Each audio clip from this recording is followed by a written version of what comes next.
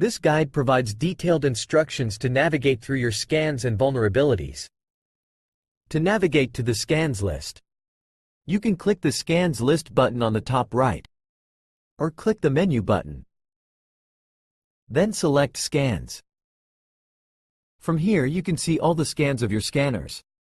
If you have set up multiple scanners, you will see each scanners and the scans conducted on it. Click on the desired scan to go the Scan Details page. The scan page provides multiple informations about the scan.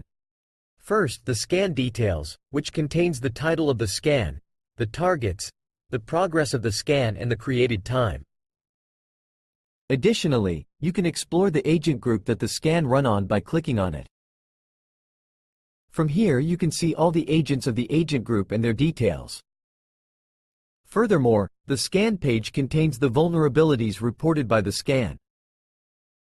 To see the vulnerability details you can click on the Show button.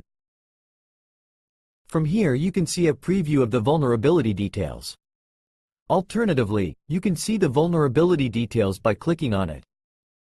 And you can see the same details in the preview. This guide provided detailed instructions to navigate through your scans and discover the detected vulnerabilities.